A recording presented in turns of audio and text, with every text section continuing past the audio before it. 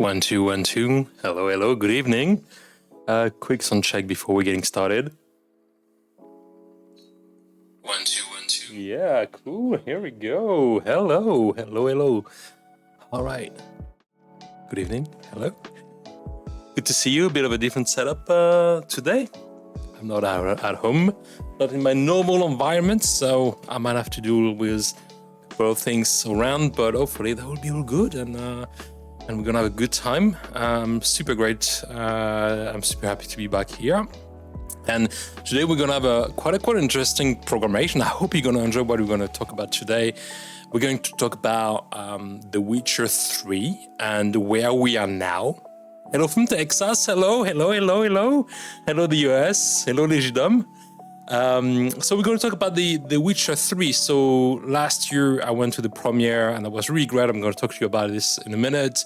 And where we are now with the new casting of The Witcher, what we hope to discover in the new storyline and also the trailer. We're going to talk about the release of Ubisoft Plus, which will be the cloud offering from Ubisoft to access all the games online, regardless of the device you want to use. something for Xbox Cloud Gaming and Luna from Amazon. So that should be interesting. We're going to talk about Norse as well, which is a new Viking game coming out. I'm sure some of you in the chat might enjoy this one. So we're going to look at this and a few other things around as well. So that should be a cool chat. However, before we begin, as you are probably aware, the gaming industry has been quite shaken this week for a variety of reasons, and especially in the light of the situation with Drdisrespect. As you probably know, one of the most popular streamer out there, multi-million earner, and somebody who was quite significant to the Twitch culture and YouTube culture. And it's quite a blow, I find, on the entire community. I found this really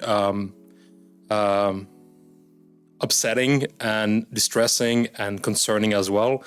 So my take on this is, no matter what happened, you do not interact with minors online.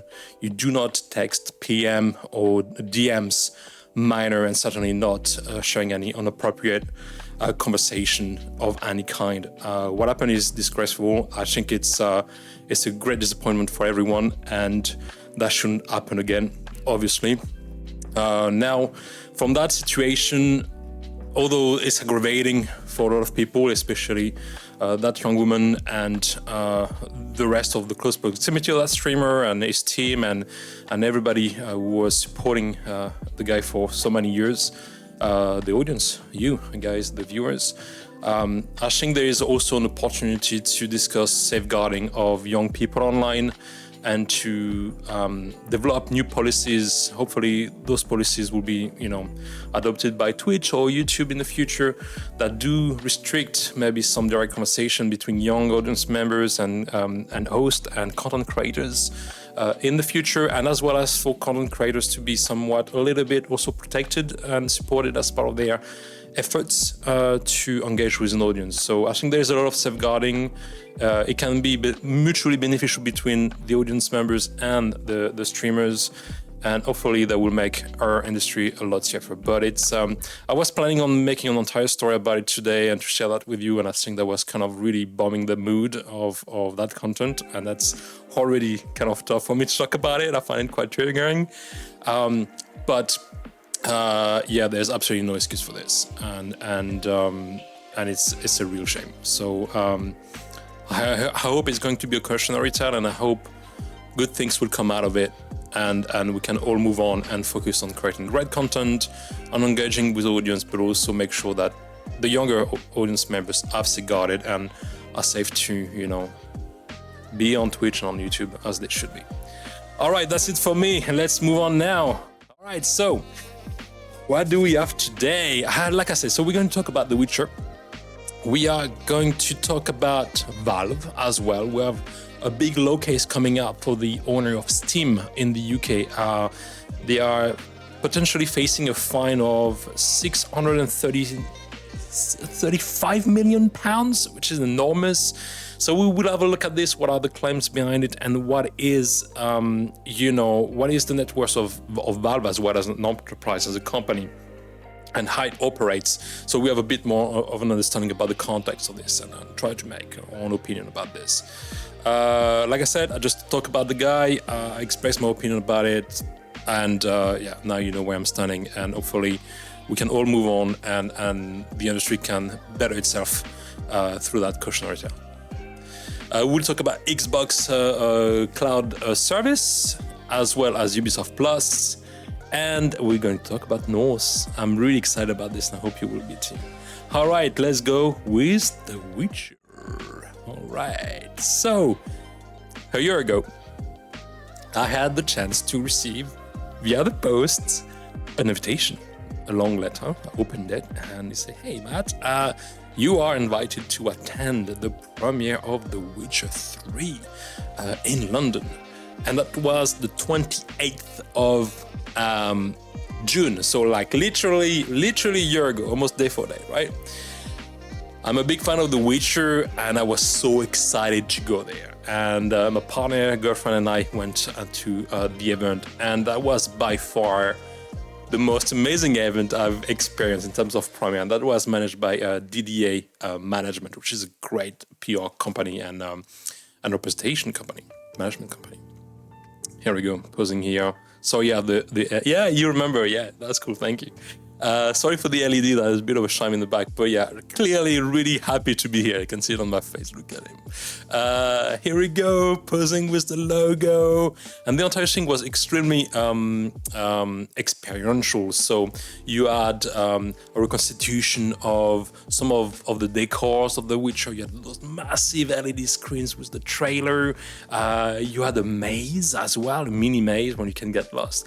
And here you had a little wagon that was an ice cream maker, so you could go there and ask for Mr. Witchy, which was an ice cream. It was really hot, with a kind of chocolate cone and a black ice cream. I think that was kind of probably tinted, or maybe there was some kind of cassis. There was like a coolie of red sauce on it, and like a coin, the medallion that you can see on the top of the little van on top. So you could ask for Mr. Witchy. And you had also a gluten-free version. So yeah, girlfriend had this.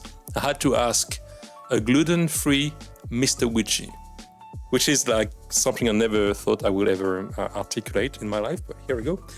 I did ask a gluten-free Mr. Witchy, and that was delicious. That was delicious. So we went to the screen. Just before we went there, the entire cast and crew of the series was there and had the first screening. So I managed to cross paths with some of the actors, and that was really cool to see them in the flesh, and they were all very proud to be here and to represent the work they've done on the series. And there we go, we're waiting for the starting of the first 2 episodes of The Witcher. That was such a great night. That was such a great night. I have a lovely memory of that day. And then of course the cast came in. Henry came and, you know, addressed the crowd, and yes, also said his goodbye in some capacity, because that was one of the last public event he would endorse or kind of like join within the context of his contribution to the series. So this is kind of what we're going to look about, and what we are going to look at. It's a little bit about the context in which Henry Cavill has left the Witcher. And how we are moving forward with this, what we are yet to expect for Season 4 and Season 5, and what are your thoughts? And we're going to look at the trailer reveal of Season 4 together. Here we go. All right. So the story behind Henry Cavill's exit for The Witcher, and this comes from netflixlive.com. Here we go. So I'm going to read a few, you know, part of it if it's relevant, and probably comment a little bit on this. So by the time the Witcher was promoted, Season 3 was promoted, Henry Cavill had already mentioned he won't be returning as Geralt. And that was a segment of his career that became a little bit turbulent in the wake of his conversation with James Gunn for Superman in the new James Gunn universe, and the other project that will follow. There was a little bit of fluctuation about what was happening, what party was being given or offered or declined, and this article kind of shed a light about these few events. Yeah, I know, I will miss him too. All right, so here we go. So at this time, The Witcher has been reported and renewed for 4th and 5th season. That will be the last one. Now we do have Hunger Games lead actor Liam Hemsworth, who is the brother of Chris Hemsworth, the actor of Thor, as well as the brother of Luke, who is also an actor, who will be taking the part of Geralt, moving forward, picking up his silver and steel swords as he tries to find Ciri after the devastating way The Witcher 3 Season 3 has ended. So what is yet to happen, and what are we going to expect from this, and why did Henry Cavill was recasted? All right, so October 2022, Henry Cavill announced he won't be returning as Geralt. So he put that text online. I think that was on Instagram at the time, and he was really honoring, you know, the work and everything that he has created with the team, and he was really welcoming Liam Hemsworth into the part. He had lovely words for him. He says something like, "I pass the torch with reverence for this time spent embodying God and with enthusiasm to see Liam's take on this most fascinating and nuanced of men. Liam, good sir, this character has such a wonderful depth to him. Enjoy diving in and seeing what you can find." And it was very honoring from Henry to do that, and I think the fans really cared for it. I think it's very classy to do this, regardless of the reason behind his leaving. Now, there are some, I'm not going to say rumors, I think it's a little bit more than that now, but there was a bit of a discontent between, the way the adaptation of the series was with regard to the books. I think Cavill was very passionate and close to the original material, but the production or the writing room decided to take maybe some other turn to this. You never know. The truth is, what you will hear on the public scene is quite different from what can happen in the background. So I would take that as a pinch of salt, or maybe a bit of a polite way of expressing some divergence of opinion or desire to continue working together. But truth of the matter, Henry decided to move on. His work on the first 3 seasons was absolutely phenomenal, and I think he has done such an amazing job, and it will remain Geralt for an entire generation of viewers. And those are very big shoes to fill, for sure. So here we go. So season 3 was probably the most book accurate yet, but then they're referring the Time of Contempt and Blood Elves as well, which has been released just a little bit before as a kind of prequel to the world of The Witcher. But yeah, as it goes, Henry Cavill decided to move on and to look at what was also his other options at that time. And I think the author of Superman, or the supposed author of Superman coming at that time, kind of maybe was a little bit vindicative of his decision should he had to return to the DC universe, I believe. Maybe I'm wrong, but that's my assumption. Now, so in October 24, 2022, Cavill was given the go-ahead to announce his return to the DCverse via his Instagram. He told his fan that he will be back in the Cape. 5 days later, he officially announced he would not return to The Witcher, and Hemsworth will be stepping into the role of Geralt. So a lot of back and forth. I can imagine production and agent trying to negotiate end of contract, beginning of contract, schedule, and all that stuff. But truth of the matter, The Witcher was ending for him, and right away it took Superman. So, those moving pieces might be influential into his decision to leave the Netflix show. Then in December 2022, he revealed that he was actually not coming back as Superman, despite making a cameo in Black Adam earlier that year, a little bit before, the film with The Rock. However, people were very confused, and people didn't know what to do with this, and I think a lot of people were quite disappointing, because he was clearly the Superman of a generation, and James Gunn taking over at this point the DC universe,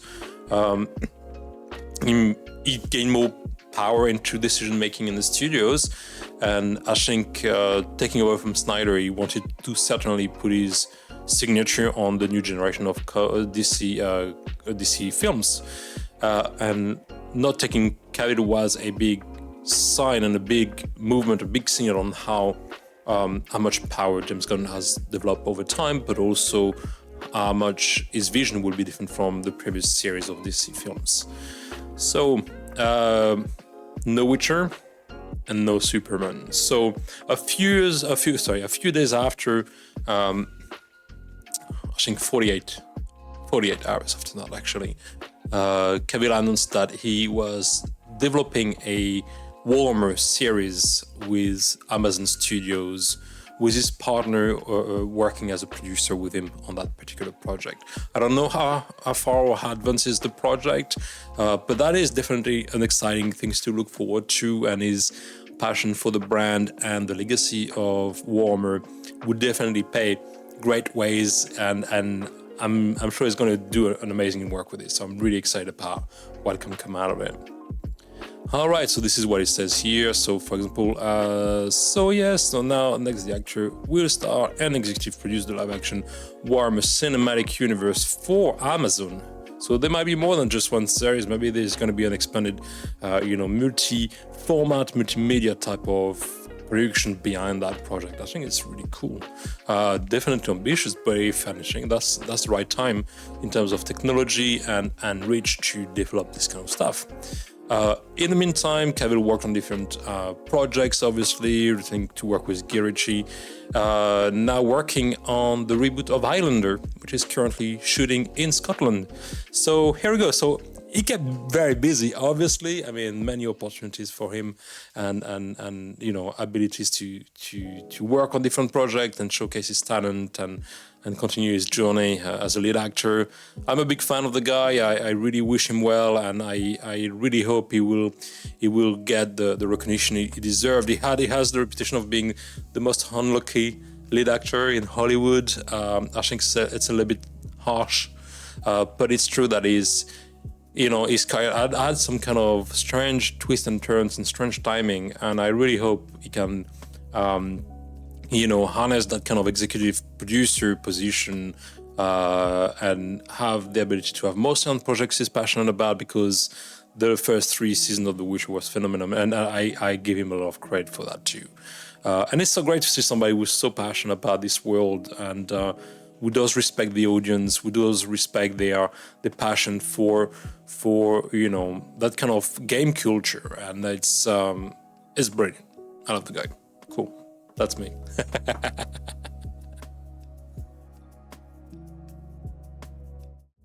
All right, so moving forward, now The Witcher Season 4, what is to expect? So, Liam Hemsworth is picking up Geralt's sword for The Witcher Season 4 and Season 5. Here we go, so recast. So instead of looking at the series and let's Ciri and Geralt leave Season 3 together and maybe wins and buy some time to negotiate things later on with Henry Cavill for his return, Netflix has decided to recast. Now, there is a lot of things around it that can be discussed. It's not new. Many times, franchises and big series will recast their lead actors when necessary. That can be at the end of a set contract, or that can be because they are changing editorial, or maybe some acquisition are taking place that might change the brand, all right? Now, we see that with Doctor Who here in the UK. It's quite common. Every 4 or 5 years, there is a new Doctor and it perpetuates, etc. Now, it does work for us in that particular series. It's sci-fi, and there's always a new face, a different actor coming in, bringing his voice and his talent and authenticity to the part. Now, obviously, casting one for one right now on that particular series is going to be challenging. I have the feeling the adoption is going to be difficult and challenging, and those are very big boots to fill. And I really feel for Hemsworth, and he's a very talented actor, and I'm sure he has a lot to give, and he will contribute greatly to the part. But I can imagine that he's going to have quite a lot of pressure on his shoulder to convince his legitimacy to take the part after Henry Cavill.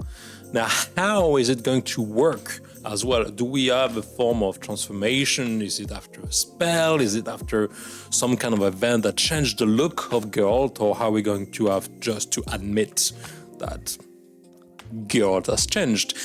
Are the changes be commented and acknowledged by the characters around, or are we just going to pretend nothing happened and that's Geralt regardless? I'm excited. I'm looking forward to see how they're going to navigate that transition.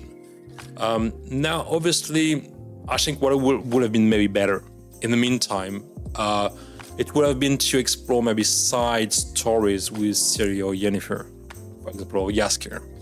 Until maybe Henry Cavill can return to the part a little bit later, or to explore some other aspect of the Witcher universe. I think it's a gamble. I think I think it's kind of decisive to the end of the series as well. And nonetheless, I'm excited to find out. I love the storyline, I love the characters, I love the work and the artistry involved into those series. And I'm quite passionate about the character himself. I'm just hoping there is some good surprises. I'm just hoping there will be some veering of popular opinion about this change of casting. And again, nothing against Hemsworth.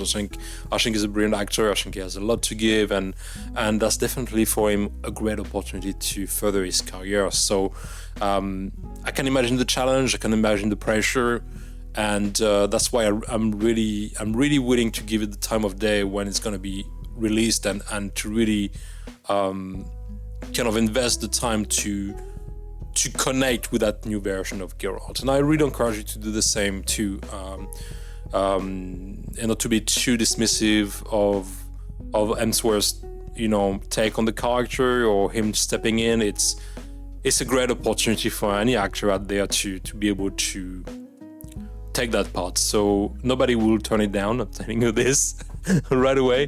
Very little people will turn it down, I guess. But yeah, let's not, if anything, if there's any criticism to make about it in the future, it has more to do with the aspect of production, or maybe the way the show is run itself, rather than the actor who is, is part of the cast, is doing his job as an actor, is taking a job as well. It's a contract, right? So yeah, let's try to be open about it, and welcome Hemsworth to the series, and welcome Hemsworth to the franchise, and really give him the best shot, and see what he has to give, and let's try to be surprised. Let's be optimistic, and yeah, hopeful for what is coming next. So I really encourage you to look at the Netflix blog. There's plenty of behind the scenes there. There's some aspects of the table reader as well, if you are interested. There's some good reveal about the cast as well. It's not an exclusivity from MattGoesRogue, unfortunately. I wish I had some, exclusive news to share with you, but it's not. It's online. It's all available publicly. You would have Lawrence Fishburne joining the season as well, so that's pretty cool. That's pretty cool. And we will obviously follow a favorite character through new trepidation, and see what about the Wild Hunt. Where are we with this, and what will happen to Ciri, and how much is going to cross over with the Wild Hunt storyline we had with The Witcher 3 game, and the books, obviously, at the root of this mythos. Here we go, Lawrence Fishburne. Look at him. Amazing guy. Amazing. Great to see him again. Here we go. So this is kind of what we can somewhat hope for the future. I'm not going to dive too much in those little sections. I think you can read that in your own time if you want to.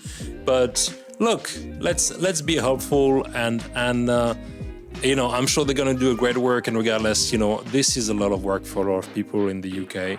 So especially at the time we're in, I'm sure we're very grateful for everything we can do on set, and that's a lot of work for cast, crew, extras, service providers who are truly trying their best, and to bring some exciting stories on screen. So yeah, The Witcher. I'm waiting for my invitation. Do you think I'm gonna get another invite? Should I send a message to Netflix, or maybe DDA? I'm not sponsored, by the way. Please send me an invitation, and I will cover the premiere. And if you have maybe another copy of a spare suit, or maybe a spare costume for Geralt, I'll wear it with the sword, and I'll bring Roach with me. Promise. Yes. Cool. So now let's have a look at the teaser trailer. All right, so this short teaser is coming back to the roots of The Witcher. Actually, if you remember Season 1, Episode 1, this is kind of what it was. This kind of dim, misty, bluish, a bit like gloom environment, and this lake when the monster came out. That made me think about that. Obviously, we have the medallion, we have the posture, the double-hand sword.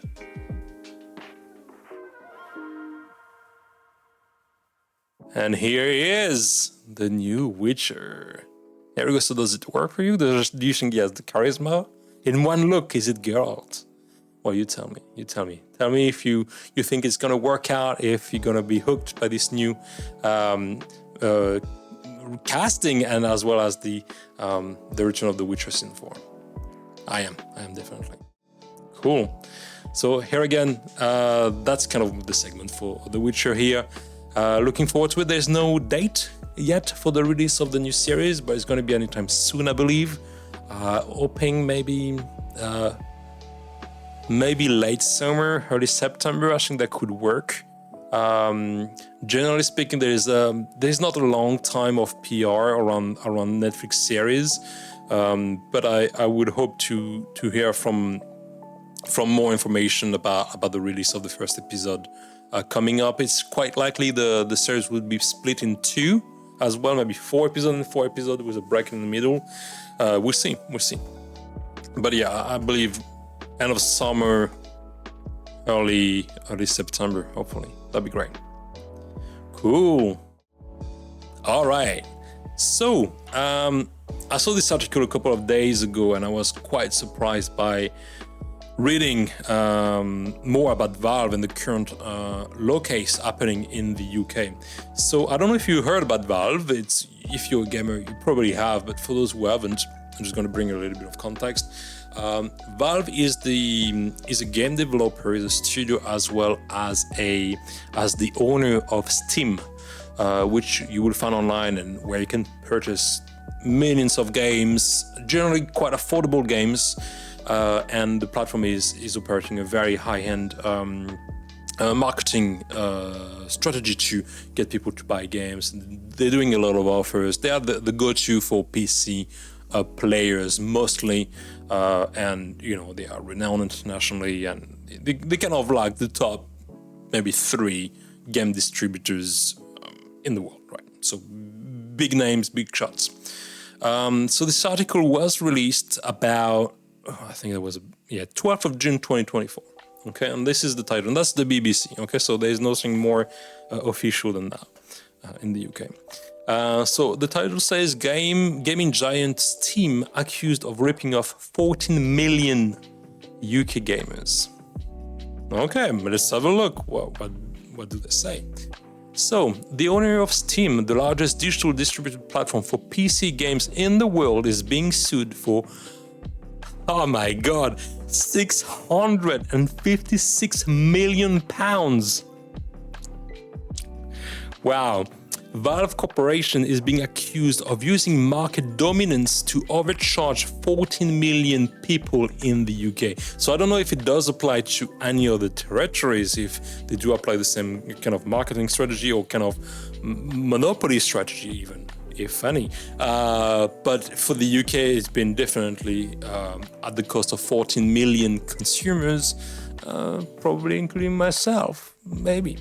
So, Valve is rigging the market and taking advantage of UK gamers, said digital rights campaigners Vicky Shotbolt, who is bringing this case to court.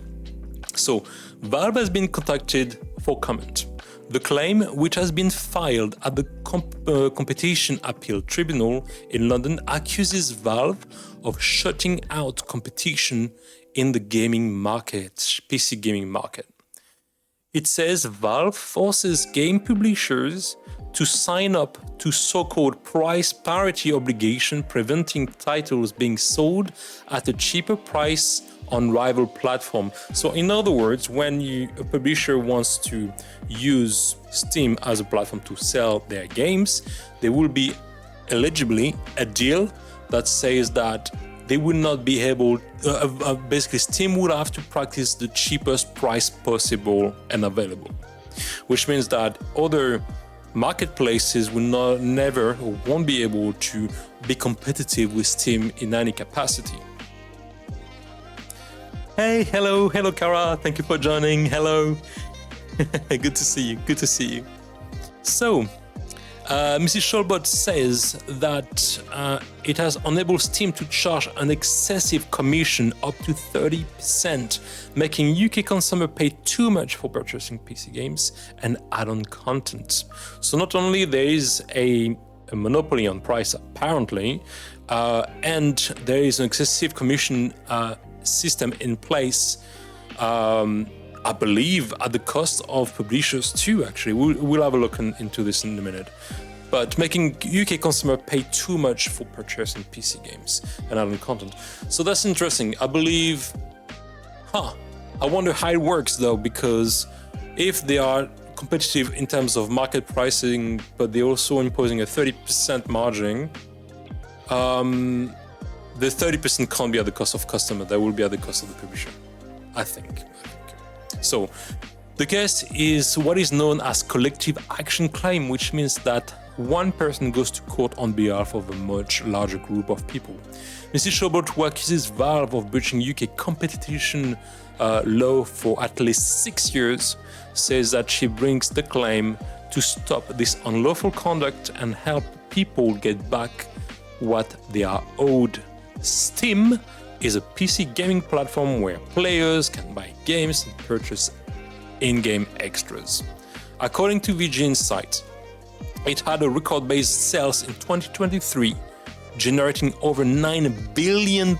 It's 7.1 billion pounds in global revenue. So just to give you an idea, Valve will be more wealthy, or more, they will generate more revenue than EA Games, for example. They will be above that. So really, really big company.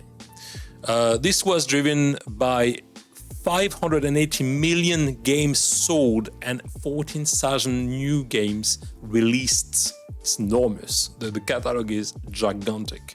However, the market is extremely concentrated, with the top 10 best-selling games making up to 61% of all sales. So when you have, for example, Assassin's Creed, or you have Skull and Bones, or you're going to have GTA, those are like a small amount of games making the biggest amount of sales and return on investment and profit for not only the platform taking commissions, but also the publishers. So it's like the dream team of maybe, how much did they say? They say 10, 10 best-selling 10 are taking 61% of all the sales, so yeah. But there's a lot of indie games, and I really recommend those because they're really great. And to be honest, I really like Steam. I really like Steam as a platform. I think it's really great, but considering the practice behind it, it's a little bit, it's a little bit not only disappointing, but it's quite upsetting actually. So, okay. The claim is backed by legal firm Milberg London LLP, which brings group action case against large companies. Competition law is there to protect consumers and ensure that markets work properly, says Natasha Pierman, a partner at the law firm. When they don't work properly and consumers are harmed, collective actions of this kind provide consumers with a voice and a way to holding big company like Valve into account. It is the latest series of active collective actions cases against big tech companies. Other claims lodged at the Competition Appeal Tribunal for compensation were addressed towards Facebook, Google, and Sony. So here we go. Valve and Steam are a little bit in the target of that particular law firm with regard to monopoly behavior and kind of locking the market to their own benefits, I believe. So what do you think? I mean, what do you think about that? Yeah, that is really excessive. You're absolutely right, Karen. That is really excessive. It's a shame because more and more, and that's something we will see later today as well, with the development of cloud platforms and all the kind of like streamed gaming services, and having this kind of distribution platform being quite dominant. It does compromise a lot of community activities, retailers' activities, your local video game shop. I mean, do you have a video game shop near you that is actually not only selling second-hand video games, that are actually selling new stuff? I don't know money here. And I think ultimately it's all very focused towards strong consumerism And it's a shame. I think it's a shame. And sure, it's big bucks. I mean, the video game industry is incredibly profitable. It's the film and music industry combined. It's enormous. And seeing that it's often at the cost of maybe publishers and gamers, in that particular case anyway, it's it sucks. What else to say? All right, so let's have a look at Valve a little bit more in detail to see what kind of company that is.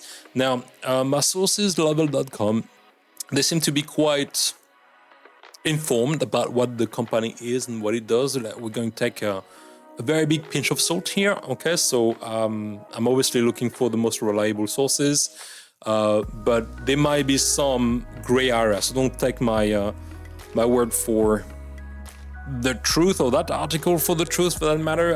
I mean, for the truth, it certainly covers a lot of things, but there's also a lot of things we don't know because it's a private company, so we won't necessarily have access to all kind of reporting and financials in this article. But it should help us inform a little bit more of an understanding about what the company is about. Cool. So, Valve started back in 1996 by Mike Harrington. Okay, and was it the studio? Yes, I think they developed Half-Life. That's true. Yeah, absolutely. Team Fortress 2, Dota 2, and yeah. So they were making games at the start of their own activity. Then they developed the business and they started operating as a distributor in a fast-changing industry. So, in terms of revenue and net worth, okay, so apparently they would have earned $4.3 billion in video games in 2017. To give you an idea, the revenue, is it the profit? I know it's gonna be the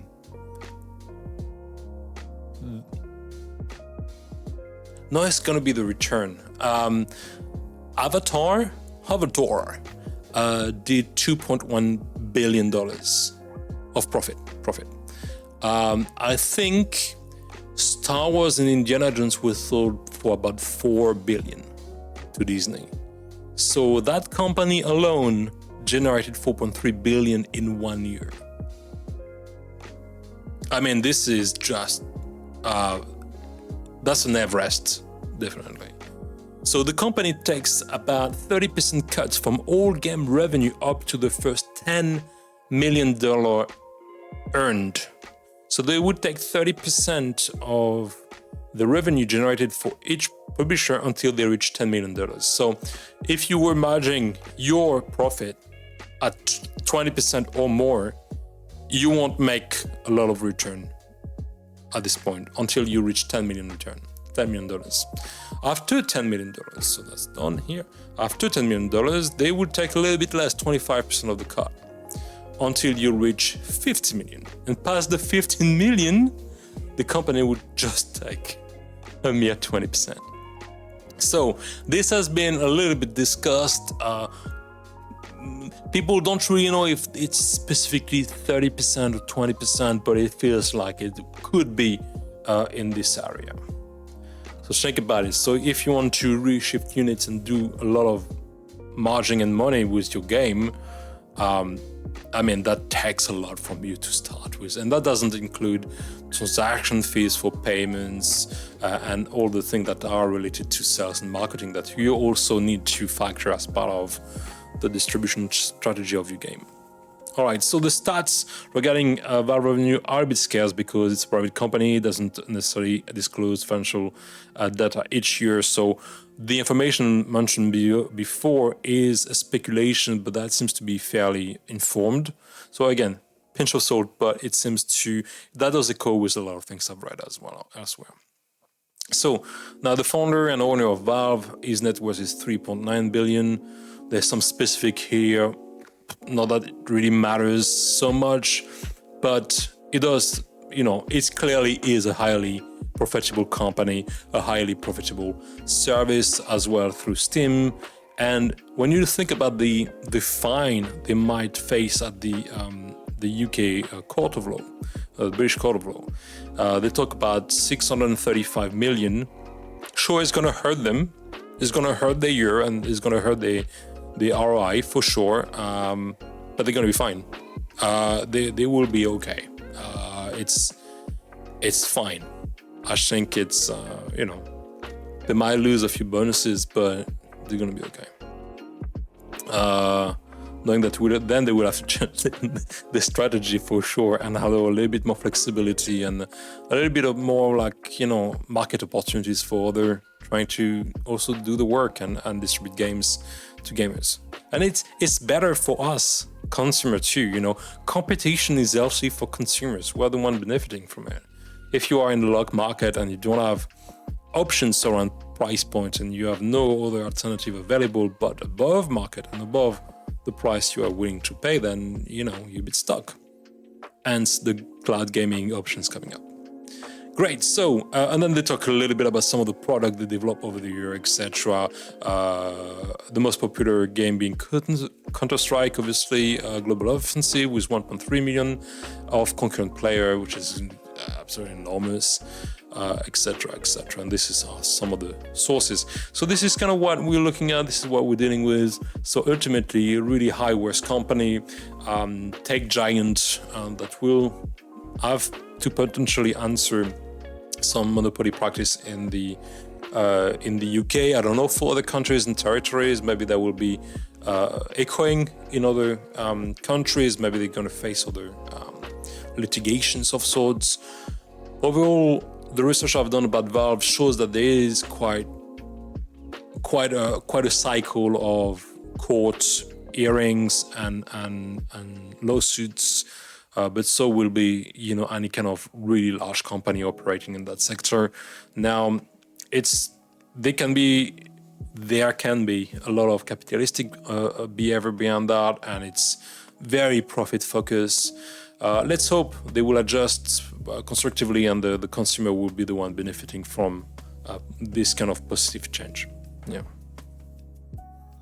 Great. So Valve, that was it. Carrie's saying something. Oh yeah, I'm wondering if they are still open,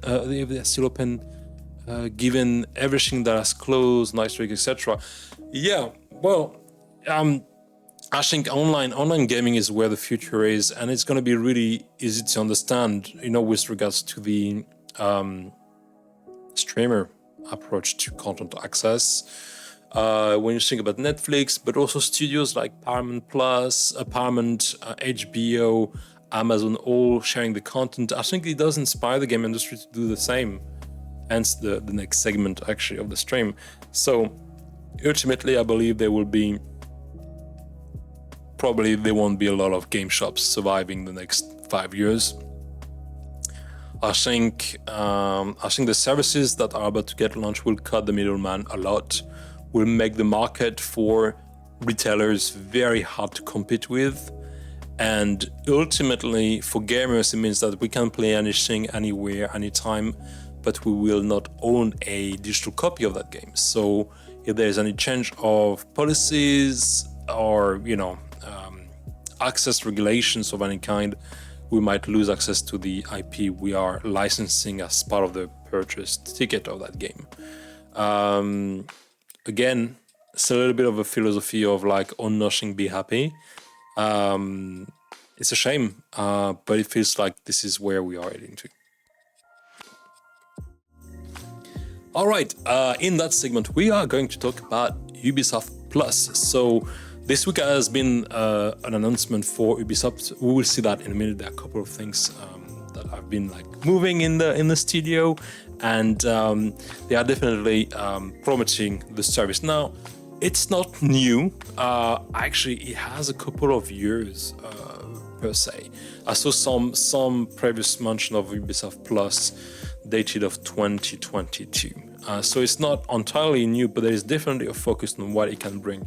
Now, I find that there is a strong PR about this service right now on the back end of Assassin's Creed Mirage for iOS technology and mobile device, which is very interesting because on one side you have the app that is iOS specific, and on the other side you will be able to still play Assassin's Creed Mirage, but through game streaming technology, either on your PC, on your phone, maybe a different version of not a different version of the game, but one will be the app, the other one will be just used on Amazon servers.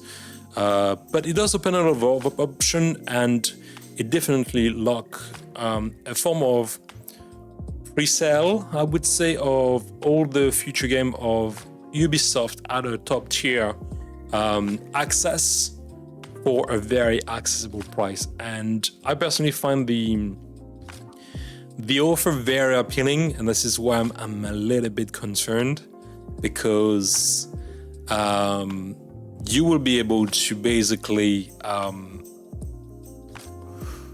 never have to buy one again, so to speak. You're gonna be on subscription, but you know, we'll talk about it. Just I'm getting ahead of myself. Let's go. Let's have a look at the video and we discuss pricing. All right, so this is the end of the Ubisoft presentation that happened at the big Xbox show and game preview a couple of weeks ago. Yeah. So I'm just not playing the video, the sound right here, because I think the sound is copyrighted. So big promo, explore new world, okay, race endlessly, sky's the limit, team up, and so much more. All right, Assassin's Creed Defiant, X-Defiant, premium edition of Star Wars Outlaws.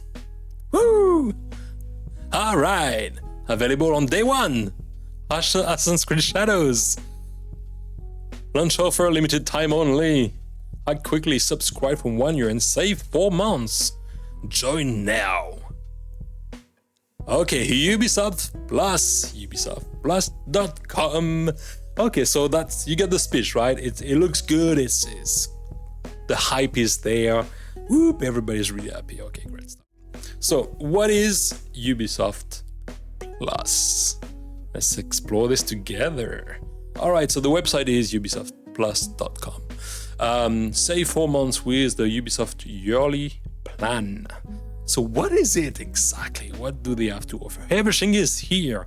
Explore Ubisoft catalog with more than 100 games, including premium edition, day one release, and more. So you have 2 plans. So basically, Ubisoft offers most of the catalog to date to play online and to benefit. So either you're gonna play, like, you're gonna spend £6.99 on the basic stuff, and you're gonna have 20% discounts on the next game and stuff like that, or you go premium, $49.99, okay, monthly. Annually you have a bit of a discount, okay, and you can play still the entire catalog. Now you will have access to the games day one and early access when available. So for example, I believe for Assassin's Creed Shadows and Star Wars Outlaws, you will be able to play 3 days before than everybody else. Now, you will have access to most premium edition and DLC content. So, same thing for Outlaws and Assassin's Creed Shadows, you will have the top tier edition of the game. So you have all the kind of skins, you're gonna have all the bonuses, early access like we just mentioned, maybe you're gonna have, you know, additional DLC missions. It's like the top package, the full package. Then you have 20% on discounts and complimentary DLCs, 20% off virtual currencies, okay. Monthly game rewards, so the Ubisoft Club, I think, will be triggered on giving you more stuff as well. And you can play on the cloud with Luna, we'll talk about it in a minute, and play on Xbox. And I'm like, okay, I'm interested. Ubisoft is a studio I really enjoyed. I'm playing a lot of Assassin's Creed. I know I'm going to spend at least £100, at least, what am I saying? Probably £112 this year by buying Assassin's Creed Shadows and Outlaws.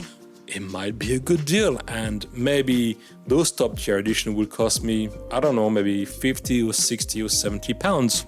You never know. So it does feel very, very appealing, right? It does almost make sense from a perspective of price point. Now, the couple of caveats you have here, okay, is that if you want to play on the cloud, you need to have a Luna account, and that is Amazon. So basically, if you are a Amazon Prime customer, you won't have to pay an extra to access Luna. If you are not, you're gonna have to add £5.66 or 99 a month on top of your Ubisoft Plus subscription. So right away it becomes a £20 a month deal. Now you can play on Xbox. It's really great. I'm a PS player. More importantly, I'm a PS4 player. And I find that to date, I don't think it's compatible with my console. So I can play on the PC maybe, I can play on a smart TV or maybe on the phone. That could work very well. Why not? You know, it's all in good fun, and you know, you can also transfer devices and continue saving your games and all that stuff, and that's great. However, I don't think there is sufficient provision for PS4 at this stage, and the focus of Ubisoft has shifted very clearly since Assassin's Creed Valhalla to PS5. So I feel that it's going to come at a moment when I might have to change console and hit the bullet, buy the bullet, hit the bullet, buy it. You know what I mean?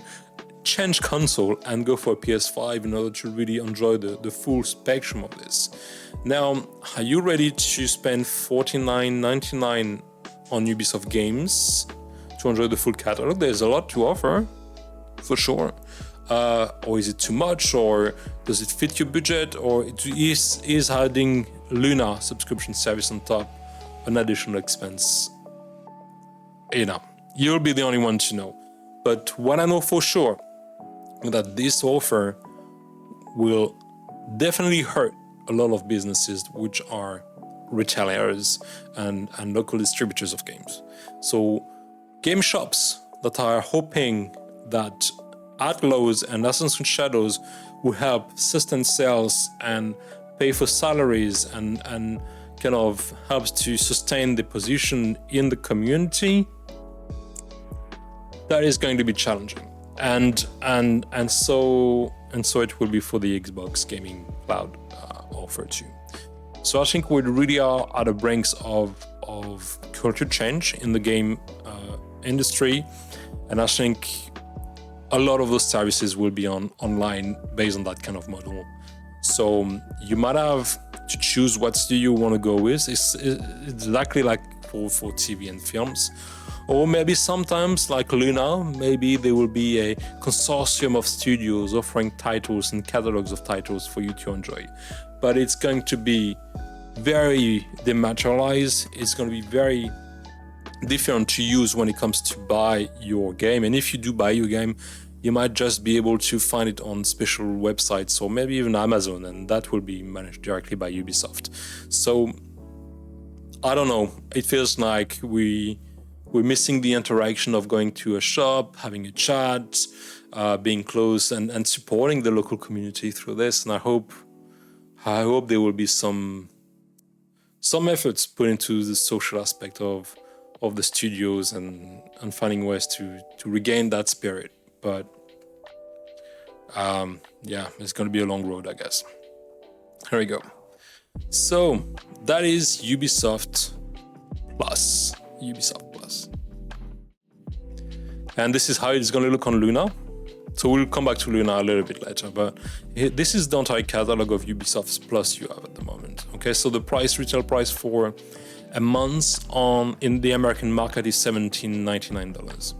So you have a lot of things. You have all the 2.5D, 2.5D Assassin's Creed game. You have Assassin's Creed Odyssey, Origins, Syndicate, Unity, Valhalla, Mirage. You have Avatar. You can have all the Far Cry. You have From Dust. You have Scott Pilgrim. You have Skull and Bones, Starlink. You have a lot of stuff, right? I mean, there's a lot to keep busy with, right? And probably more to come, because as the studio even start to remake Assassin's Creed and develop new titles, they will be likely to fall into that catalog. So I think, you know, in terms of value for money, I mean, that amount of money is still a lot of money.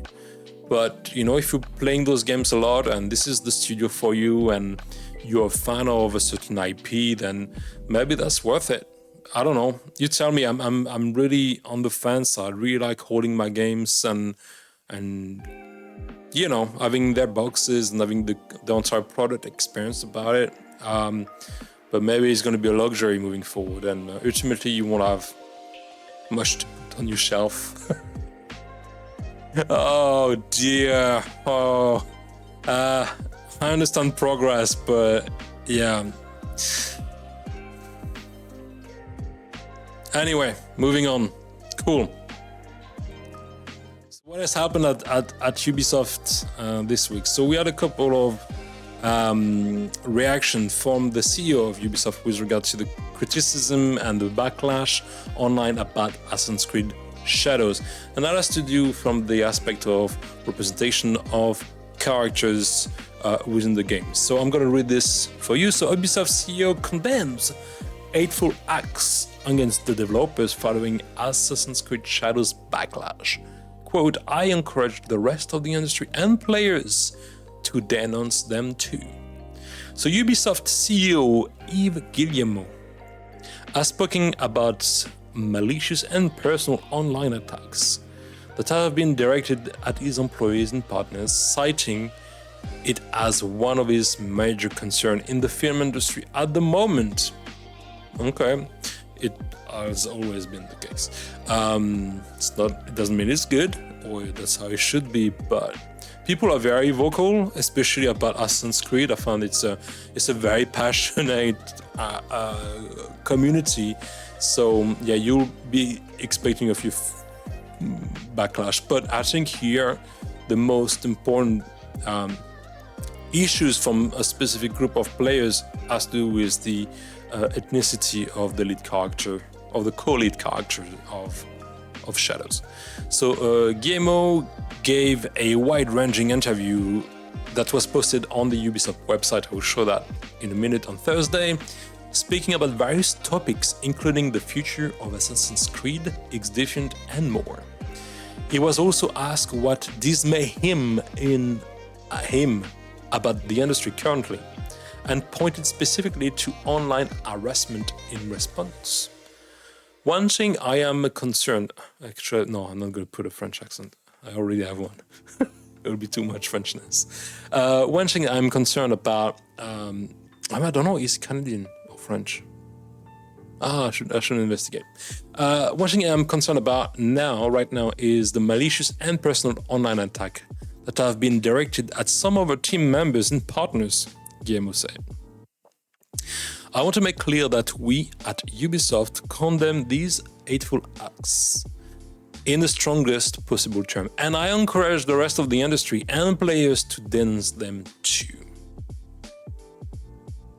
While Guillemot didn't mention Assassin's Creed Shadows specifically, his comment followed the backlash to the game's male protagonist, a samurai based on the historical black samurai Yasuke.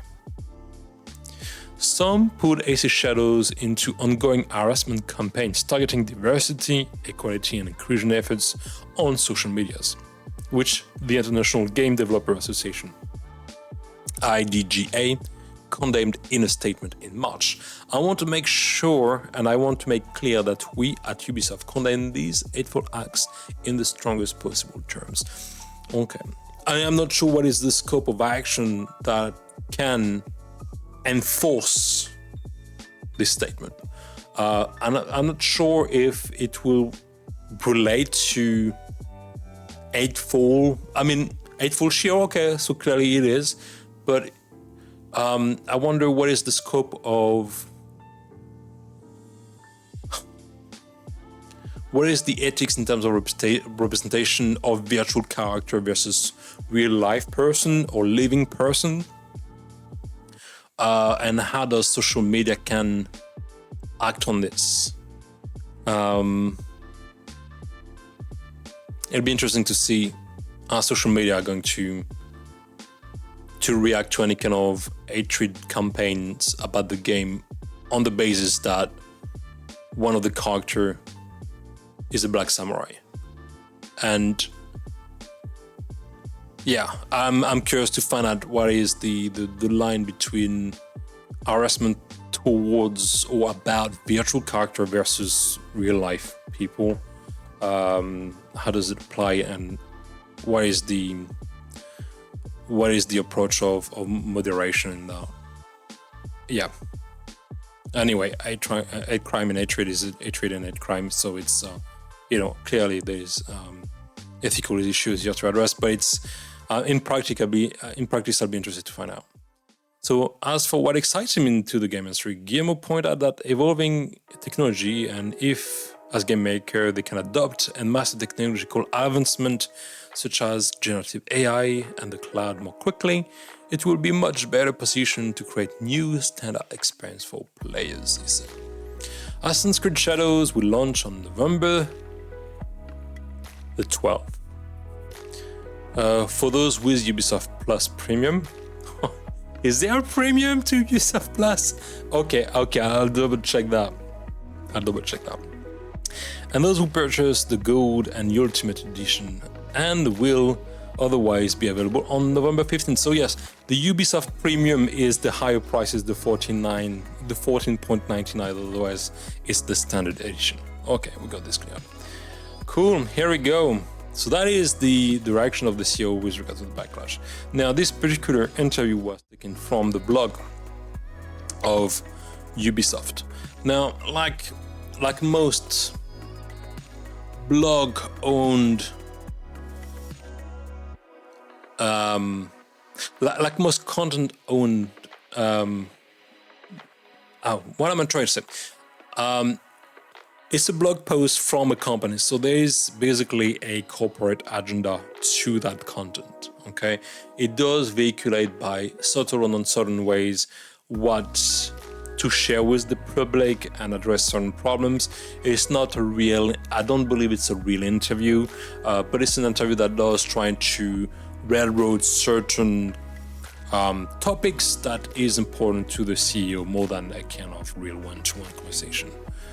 So, in this particular blog post, there is obviously the CEO addressing the backlash about the black samurai of Assassin's Creed Shadows, but not only. There is also hints about the future of Assassin's Creed, the Assassin's Creed franchise, and the possibility to remake some of the games that the technology has evolved. So we will be likely to see a revisitation or maybe an enhancement of the first Assassin's Creed game. Now, here's my bet.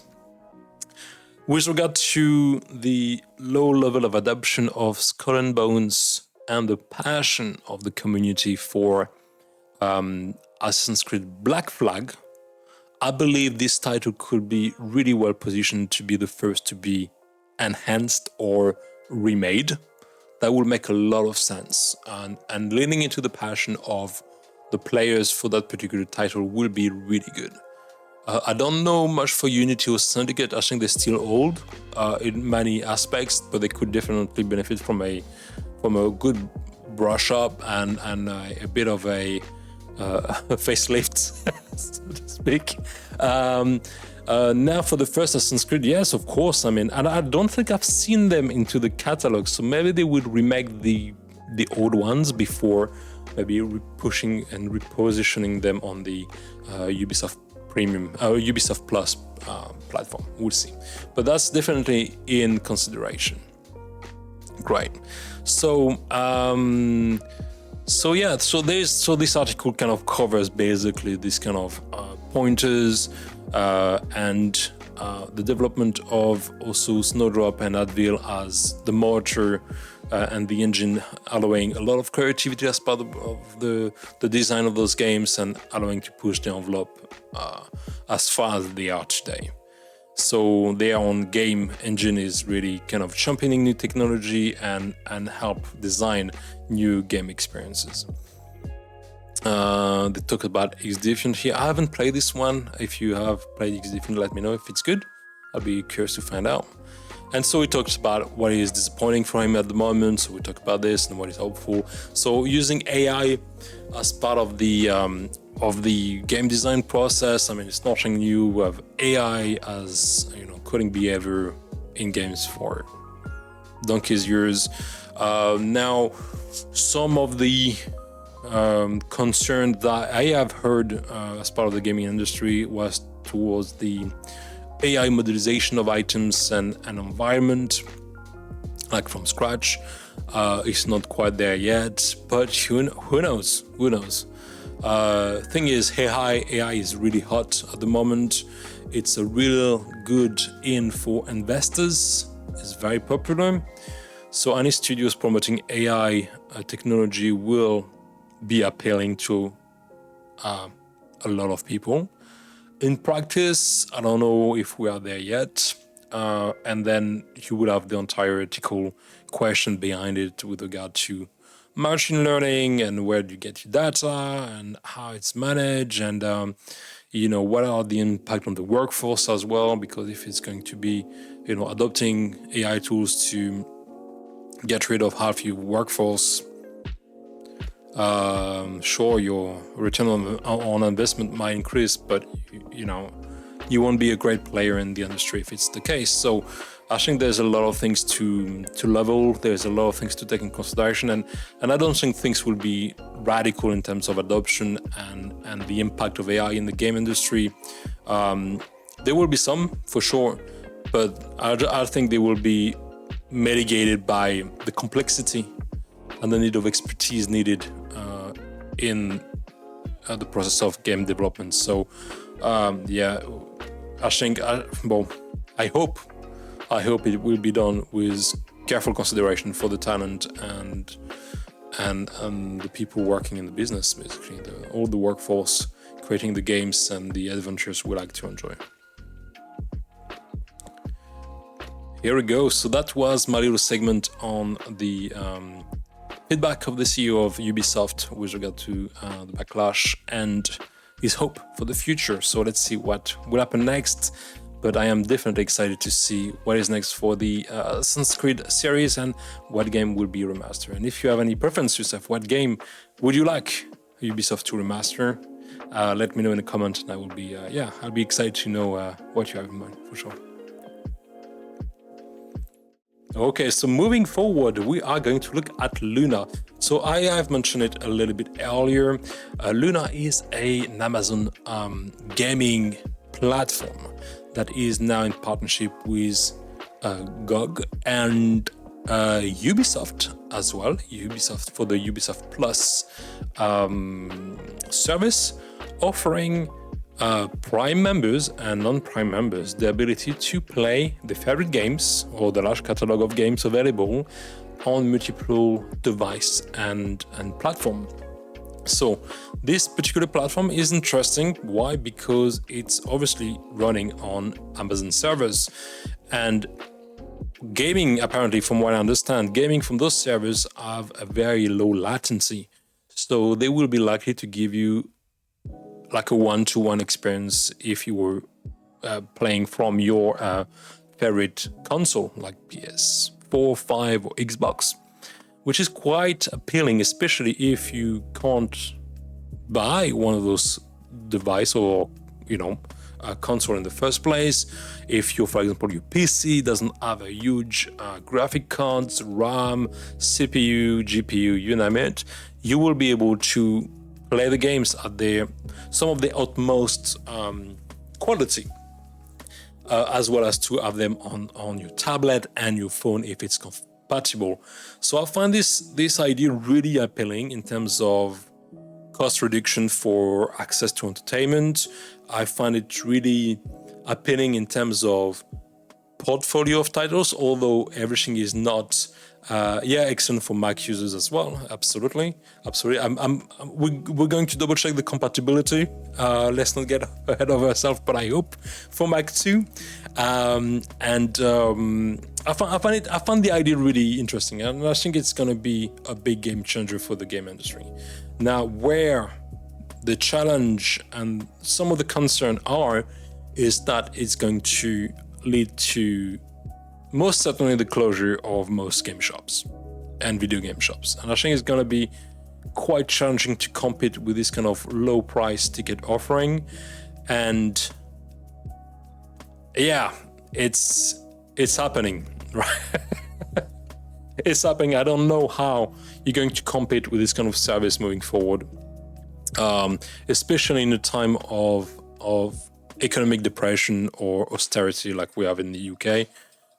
You will be making a lot of your choices will be financially motivated or economically motivated, and having a service like Luna can offer a great deal of opportunity. Now everything is managed by Amazon. Now I would say again, like in terms of access, it's super easy. In terms of latency, it's super reduced. And if you are a content creator, you will have here like the ability to Twitch your content right away, because Amazon owns Twitch. So you will be able to share that with your friends online and to stream your content, etc. There is also an option here called Couch, where you can share a link to your game, and if it's a collaborative game, then your friend can come in and play with you. So that's pretty cool. That's pretty cool. And all you need is to have basically a device to play the game on and a controller if you want to have a controller. But I believe it's compatible with Xbox and PS DualShock Bluetooth controller. So it doesn't really need to be one specific brand, although they do have their own, like we see right now. I think it's compatible with other type of devices. So let's have a quick look. Okay, so you will have two options. I think you're gonna have Luna Standard and Luna Plus, a different price point that gives you different type of opportunities, either discounts or kind of like direct access to catalog. If you are a member of Ubisoft Plus, you will still need a Luna account. But if you are a Amazon Prime customer, then you will have access for free to Luna. You will still have to pay for Ubisoft. So this is kind of what the catalog of partners, so to speak, are at the moment. Luna Plus, Jackbox, Ubisoft, Prime Gaming. You have a lot of stuff, a lot of Lego games, a lot of kind of semi-arcade, like Sonic games as well, platform games. You have a Batman, Arkham Knights. You will have The Witcher, not The Witcher 3, I think they are private titles. Tomb Raider Remastered. Yeah, I mean, you know, you can stay busy, right? I mean, there's a lot of things to offer. Now, we are hoping to get more titles coming in. I had some kind of feedback saying that the catalog was a little bit inconsistent in terms of new releases, that a lot of people who are actually playing might have already played those games in the past, might not be necessarily appealed by the extent of kind of past games that are available on the platform, and they are hoping more games and newer games will be here. I'm sure it will. So keep an eye out on Luna. Give it a shot. I tried on my phone yesterday. I played that Beast Simulator game. That was pretty cool. Really fun. It ran well. But I would say, yes, if you are considering Ubisoft Plus, that could be the platform for you. If it's something you consider using, or if you want to play a lot of Assassin's Creed or Star Wars Outlaw, wherever you go, that could be a good option. A couple of cool stuff on the horror one, like in Isolation is cool, but you know what I mean? It's like Resident Evil 2. I mean, this is vintage now. You do have a type, but that's all the Ubisoft catalog here. I mean, I think it's the beginning. I think this will go strong. I think it's gonna speak to a lot of people from a price point perspective, and Amazon will continue to extend its reach and service offering by Luna in a way that can be really competitive to the cost of certainly a lot of businesses and other service providers trying to also survive and favor the interests of consumers. But this is where we are, folks. You know, that's the time we live in. So a great accessibility, cost appealing, flexible. It's going to be really hard to compete with that kind of platform. There you go, Luna. So luna.com, Luna Cloud Gaming, available as a standard subscription, or Luna Plus if you can afford it. There we go. So that was my little segment on Luna, and now we're going to move to the patch of Hogwarts Legacy. So a couple of days ago, Hogwarts Legacy has been released a new patch, a new improvement of the game to fix minor bugs and a few technical issues they had at the time. Nothing major as such.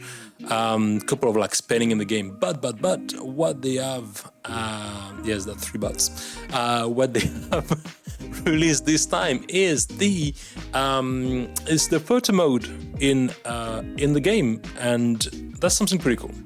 I was quite excited to try it, so I'm going to show you what I've done with it. And I think it's something that the community really like. There's an entire even group of digital virtual photographer. It becomes part of the kind of game experience these days, and you have a lot of contests and people who are really kind of specific about the way to take pictures and take the best shot of your characters. And it's a way, I find, for people to own a little bit of the game and have their own vision expressed in that world. And yeah, I saw many of them at the time when I was playing The Last of Us, and I found amazing galleries of shots and people who really capture the spirit of the game and work with the light and the framing and had a sense of most of visual authorship on it. And I think it's a good complement to the game. And it can take you time in being a bit of a tourist as well in that particular world. So just to give you an idea. So here we go. So I'm going to start here. So you have a variety of options when you go into the photo mode. You can obviously tilt your camera, you can change the depth of field, the focus of distance, the amount of focus you want, the exposure, contrast, saturation, vignette, you name it. You have a variety of filters as well as character pose. And you have different frames you can use as well. You can put the logo of the game on it, etc, etc, etc. Now they're really smart. They thought about Instagram stories, Instagram posts, so you can change all the kind of frame and format of the actual picture you are taking, and you can post them on social if you want to. Now, again, being a PlayStation 4 player, we can't really post things on Twitter now, on social, directly from the share options of the console, so I can't really export my shots of Hogwarts Legacy, not that you asked for it in the first place, but if I wanted, I would be a little bit limited. But you can put it on the USB stick if you want to, or maybe an external hard drive of sorts, or, you know, there are other options around it. Obviously, a little bit less direct, but still available. Yeah, I think it's pretty fun. It's a fun little thing to do. Yeah, it's a casual little option, and yeah, again, I'm quite curious to see what the community would do with this. Yeah, I think that's a cool pose. I think that works. What do you think? Yeah? Oh yeah, that's the one thing that is really cool as well. A change of lighting with Unreal is really good, and the change of season. You can change like winter, spring, autumn, etc. You can remove the character if you just want the landscape, or you can also remove the NPCs if you just want your character in the shot. Yeah, I don't know. I think it's pretty fun. Yeah, that's a fun little option, and yeah, so that was pretty much what was part of the patch of that particular release. Cool, and now we're going to move towards this next segment, and we're going to talk about a new Viking game. Yeah, the new feature is good. Yeah, I totally agree. So in this particular segment, we're going to talk about a new Viking game that just been released, a little bit more strategic maybe than was Assassin's Creed Valhalla, but definitely in the spirit of that game in terms of historical accuracy and research fundamentals, as well as the series Vikings that you might have seen, in the past on MGM. Was it MGM and Amazon at the time? Was it? I think it was, yeah. So we're back to IGN, and here is the presentation of that Viking hero tactic game Norse, announced for PC, Xbox, and PlayStation. So developer Arctic Hazard has announced Norse, an upcoming turn-based tactic game set in Norway in the age of Vikings. So are we talking 800, 900? AC, I believe. It promises an historical, authentic world where you can embark on quest for vengeance while building your settlement, managing communities, forging alliances, and fighting tactical battles. Norse is in development for PC, PS5, Xbox, and Series X and S. So I do need a PS5. Norse promises the chance to grow and govern your settlement. You'll pass judgment, settle disputes, dispense punishments and reward, and initiate major village projects. So there's a form of social component to it that I like. It's not very seen. I'm quite appealed. You will also recruit your own band of warriors to take with you on the turn-based tactic battles. Practice a Viking martial art known as Guillemot. Wow, here we go. I've learned a new word, Guillemot. Forge alliances with other clans and trade with them. Loot and craft items, unlock equipments and new abilities, and much more. So a variety of screenshots here I will show you on the website of the distributor. Sorry, of the studio. So Arctic Hazard described Norse's story as such. Embark on an epic quest for revenge as Gunnar, a young warrior whose destiny is forged in blood and betrayal. After the treacherous Steinarfar spear murders his father, Jarl Gurpir, and decimates his people, Gunnar passes clear, rebuild, ally, and rise to reclaim honor and justice. I do apologize for the pronunciation of those characters. That was terrible. And you can put Norse on your Steam wishlist if you decide to do so. Thank you for the good try. I'm trying my best, for sure. So let's have a look at the trailer, right? Let's see how the game looks, at least in principle. I believe the trailer will show a few gameplay section. Let's have a look.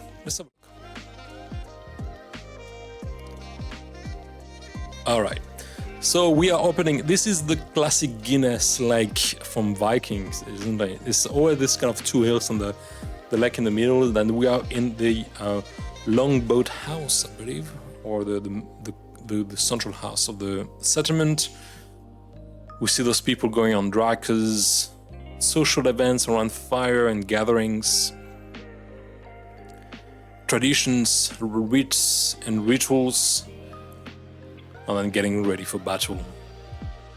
There we go. So this will work, I believe, so you can point and click to move your characters, and then you're gonna take this kind of turn after turn kind of battle phase and interactions. So there's a bit of a kind of like mass RPG element to it, or maybe it's just like one player, one character at a time. I'm not sure quite yet. The head of the Drake is right there. So here we go. So you're going to create alliances and conquer, fight many foes. I think it looks pretty good. I think it's quite promising. I like the ambition of it. I think, the story has to be really strong, and I believe it's quite focused on drama. Actually, the pitch seems to understand character development, stakes, and character arcs. That's a little bit Assassin's Creed to me. Assassin's Creed, yeah. But I think it does provide a good alternative to tactical interaction. The social aspect of the game seems to be very interesting. I'm quite curious about that. We'll see. We'll see how the exploration of the world can be. We'll see how battles can be mitigated and organized in the game, and how the player can navigate that. But it's cool. I think if you fan of that kind of period of history and you're looking for a Viking game, there's not a lot of them out there actually. I think Norse can be a really good option. And here again, you have a few things that are there. One thing that is interesting within the development of the game, though, is the fact that the game was, I think, co-written or at least heavily consulted by a novelist who is specialized of the genre, and that's this guy here, Giles Christian, I believe, who wrote a variety of books on the topic, or at least set up in the same kind of period, or who has a sense of epic scale that you can see on film or TV. So having this kind of anchor and kind of like narrative structure around the game will be very, I think, first of all, appealing, engaging, and will keep you playing for a while. If the stakes are well placed and the character arcs are well designed, I think that can be really, really good. Here we go. So no date of release at this point, I believe, but there is definitely a promise here. So I'll keep my eye on this one and keep you posted about how the project develops, and yeah, when it's going to be ready for gameplay, and maybe we can play it on the channel.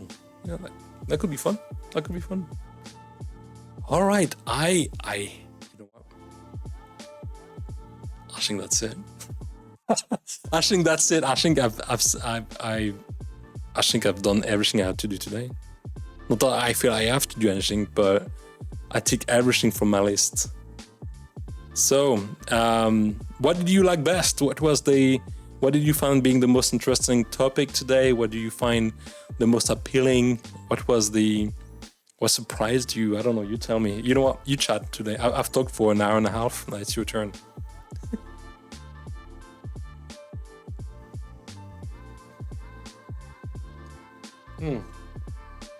You are welcome.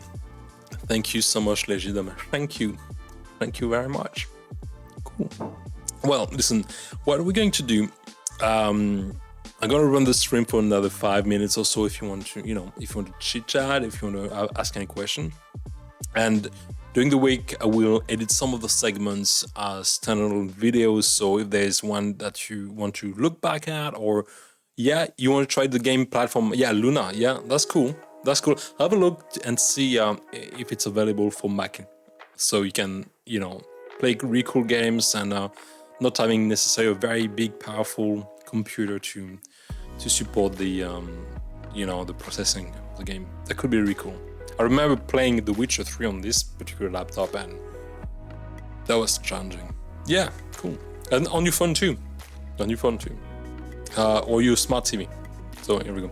If you have a smart TV, I believe there is an offer at the moment with Amazon Fire Kindle or Fire TV, Amazon Fire TV.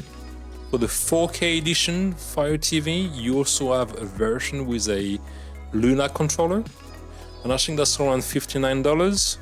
And you can plug the dongle into your TV, and if you have a decent internet connection, because that's also very, it's a big factor of your gaming experience, but you should be able to access Luna and play games, and just enjoy the catalog and have fun and Twitch them if you want to Twitch them. There you go. Cool. Well, listen, I will sign off in a minute. Thank you so much for joining today. Thank you, Kara. Thank you, Legidom. It's always great to have you here. Thank you for the chat. I wish you all a great week, and I will come back to you probably next Sunday to have a bit of a recap about what happened in the gaming industry, and we will see what are the new releases, what is shaking the industry, what is new and exciting, and what can even pique your interest. And hopefully you will have a good time, and we'll keep on doing those little chit chat and just chatting conversation. Here we go. All right, that's it for me today. Thank you very much, and I will see you next time.